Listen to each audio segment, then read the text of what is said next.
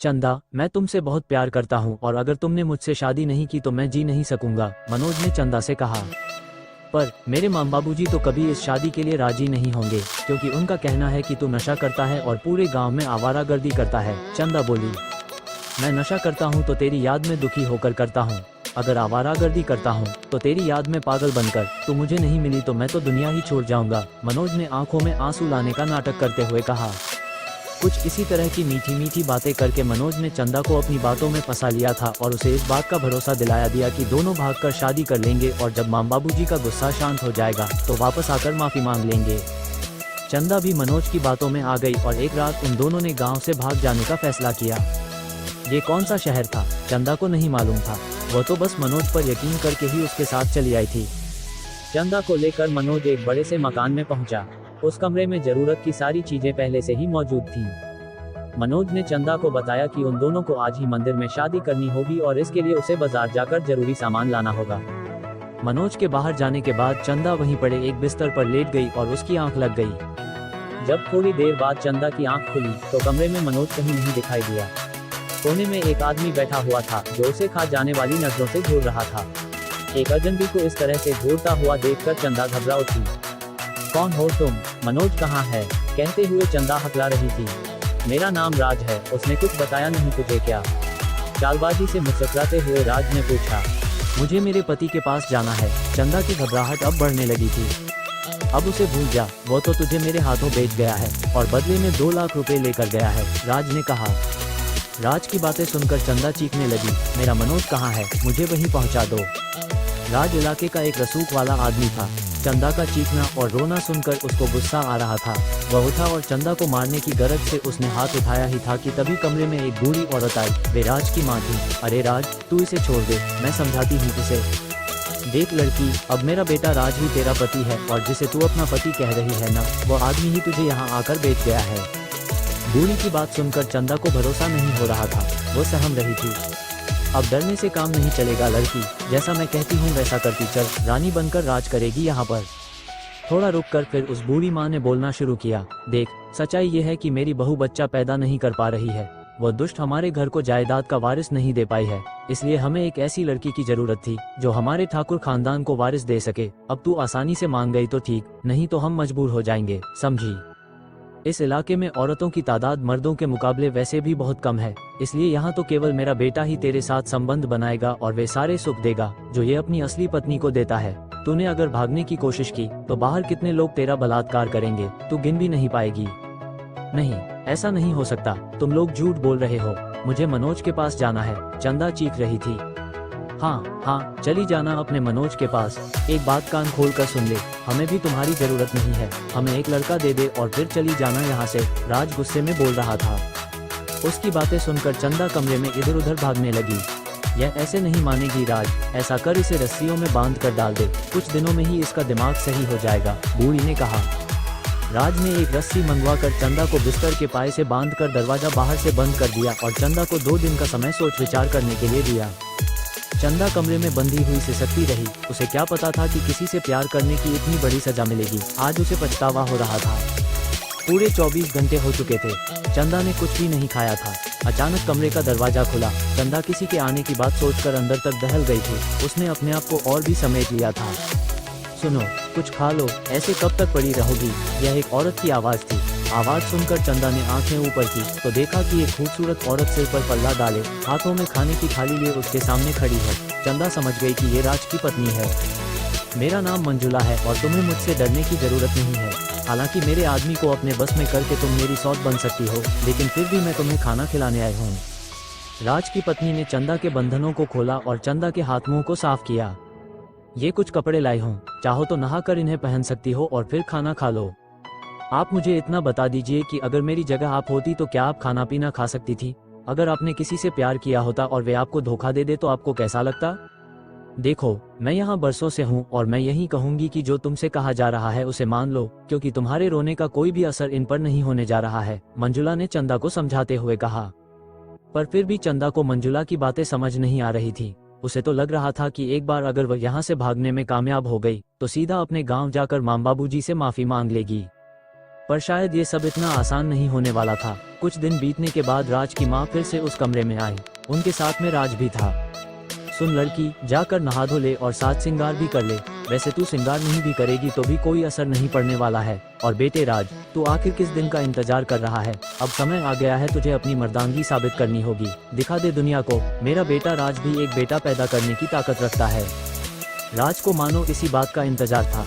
चंदा के लाख हाथैर पटकने के बाद भी राज ने दरवाजा बंद किया और एक एक करके चंदा के सारे कपड़े उतार फेंके और उसके अनछुए बदन को अपने बदन से रगड़ने लगा और उसका बलात्कार किया। 1-2 बार नहीं बल्कि पूरे महीने तक बिना नागा किए हुए राज चंदा के साथ बलात्कार करता रहा। चंदा रोती रही और बलात्कार का शिकार होती रही, पर उसका रोना सुनने वाला वहाँ कोई नहीं था। एक दिन राज की माँ चंदा के कमरे में आए। उनके साथ एक डॉक्टर भी थी। इसे चेक करके बताओ कि यह पेट से हुई भी है कि नहीं। डॉक्टर अपने काम में लग गई और चंदा के कुछ सैंपल लेकर उनकी जांच की। कुछ देर बाद डॉक्टर ने चंदा के पेट से होने की सूचना दी। राज को ये बात पता चली तो वह खुशी से फूला न समाया। आज उसे अपनी मर्दानगी पर बड़ा घमंड हो रहा था और उसने मान लिया था कि औरत बदलने से वह बेटे का बाप बन जाएगा। चंदा पेट से क्या हुई? उसके कमरे में सूखे मेवे, फल का अंबार लगा दिया गया। किसी चीज की कोई कमी नहीं रहने दी गई चंदा के आसपास। राज और उसकी माँ रोज आते और चंदा के पेट पर नजर डालते और इशारों में ही खुश होते। एक दिन सुबह से ही चंदा की खूब आवभगत हो रही थी, क्योंकि राज उसे अपने साथ लेकर पास के अस्पताल में ले जा रहा था। राज वहां जाकर चंदा के पेट में पल रहे भ्रूण के लिंग की जांच कराता और अगर चंदा के पेट में लड़की पल रही होती तो उसका पेट गिरा देता। अपनी कार में चंदा को लेकर बहुत खुशी के साथ वो अस्पताल पहुंचा था, पर उसकी खुशी तब काफूर हो गई जब उसे पता चला कि चंदा के पेट में लड़की पल रही है। मेरे तो सारे पैसे बर्बाद हो गए। माँ, इस औरत के पेट में लड़की पल रही है। लगता है मेरी किस्मत में ही एक बेटे का सुख नहीं है। रोने लगा था राज। अरे तू चिंता क्यों करता है? इस बार पेट में लड़की आ गई तो क्या? तू फिर से कोशिश कर, थोड़ा और बादाम खिला और मुझे पोते का मुंह दिखवा दे। अभी भी रास्ता बंद नहीं हुआ है। इसे अस्पताल ले जा और बच्चा गिरवा दे। राज की बीवी मंजुला ने माम बेटे में होने वाली बातें चुपके से सुन ली थी। उसके कदम चंदा के कमरे की तरफ बढ़ चले। चंदा कमरे में अपने सिर को पैरों में डालकर बैठी थी। उसकी सूनी आंखों में जीवन खत्म होता हुआ सा दिख रहा था। मंजुला चंदा के करीब जाकर उसे पुचकारने लगी। मुझे इस दर्द में देखकर तुम्हें तो बहुत ही अच्छा लग रहा होगा ना? तुम तो ठहरी ठकुराइन, भला तुम मेरे दर्द को क्या समझोगी? आखिरकार तुम कैसी औरत हो? चंदा का दुख अंदर से उमड़ पड़ा रहा था। नहीं, मुझे तुम गलत मत समझो। जब भी मैं पेट से होती हूँ, ये लोग मेडिकल जांच कराकर पेट में लड़का या लड़की होने का पता लगा लेते हैं। अगर लड़की होती है तो मेरा बच्चा गिरवा देते हैं। मेरी सास और मेरे पति ने मिलकर मेरा 2 बार बच्चा गिरवाया है। बेटा न पैदा कर पाने के लिए मुझ पर कितना जुल्म ढाया है इन लोगों ने, वह मैं जानती हूँ। मैं तो खुद ही अभागी हूँ। मंजुला की आंखों में भी नमी थी। तो फिर तुमने आवाज क्यों नहीं उठाई, या फिर तुमने भागने की कोशिश क्यों नहीं की? चंदा ने पूछा। यहाँ से तो भागना मुमकिन नहीं है, क्योंकि आसपास के इलाके में राज के आदमी फैले हुए हैं जो उसके इशारे पर कुछ भी कर सकते हैं। मैंने आवाज उठाई तो मुझ पर कई तरह के जुल्म किए गए, और जब ये लोग मुझे शहर के एक अस्पताल में मेरा पेट गिरवाने ले गए तब मैं बहाने से वहाँ के टॉयलेट में गई और मैं भागने की जगह तलाशने लगी। वहाँ खिड़की में लगे शीशे को सावधानी से हटाकर बाहर का रास्ता मिल सकता था और मैंने वही किया। पर जैसे ही मैं पास ही बने एक पुलिस चौकी में पहुँचने वाली थी कि मेरे पति राज ने मुझे पकड़ लिया और मारते हुए घर ले आए। तब से लेकर आज तक मैं यहीं कैद होकर रह गई हूँ। सिस्कियों में टूट गई थी मंजुला। चंदा ने उसे पानी पीने को दिया। मंजुला कुछ देर चुप रहने के बाद बोली, ये लोग तुम्हें भी अस्पताल ले जाकर तुम्हारा बच्चा गिरवाने की कोशिश करेंगे। मुमकिन है कि यह वही अस्पताल हो जहां मुझे ले जाया गया था। तुम टॉयलेट में जाकर खिड़की के शीशे देखना। अगर तुम्हें लगे कि इन्हें हटाकर भागने में मदद मिल सकती है तो तुम वहां से भाग जाना, पर मेरी तरह टॉयलेट जाने का बहाना मत बनाना, नहीं तो इन्हें शक हो सकता है। बेहतर होगा कि तुम किसी और बहाने से ऐसी जगह पहुंचो जहां से बाहर भाग सको। बस तुम्हारी रिहाई का यही रास्ता है, मंजुला ने चंदा को बताया। मंजुला गलत नहीं थी। कुछ देर बाद ही राज चंदा को लेकर अस्पताल जाने के लिए रवाना हो गया। अस्पताल में चंदा का बच्चा गिरवाया जाना था, पर चंदा सावधान थी। उसने नर्स से उल्टी आने की बात कही। नर्स ने उसे बाथरूम दिखा दिया। यह वही अस्पताल था जहां मंजुला को पहले लाया गया था।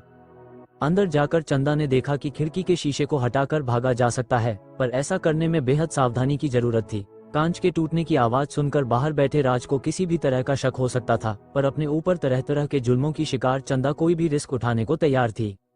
उसने शीशे हटाकर खिड़की में इतनी जगह बना ली थी जिसमें से वह बाहर निकल सकती थी।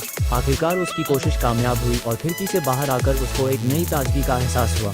बाहर निकलकर चंदा सीधे पुलिस चौकी पहुंची और राज और उसकी मां के खिलाफ रिपोर्ट दर्ज कराई। पुलिस राज के घर पहुंची और राज और उसकी मां को गिरफ्तार कर लिया। पर इंस्पेक्टर साहब, इस बात का क्या सबूत है कि मैंने इस लड़की पर जुर्म किए हैं? इसके पेट में पल रहा मेरा बच्चा ही है, राज तेज आवाज में बोल रहा था। मैं देती हूँ सबूत आपको इंस्पेक्टर साहब, मंजुला सामने से आती दिखाई दी। उसे इस रूप में इस तरह से बात करते हुए देखकर राज का मुंह खुला का खुला रह गया। हाँ, मैं हूँ गवाह चंदा पर हुए हर जुल्म और सितम का, और न केवल चंदा पर बल्कि मुझ पर भी इन लोगों ने एक लड़के की चाहत में अनगिनत जुल्म किए हैं। गिरफ्तार कर लीजिए इनको।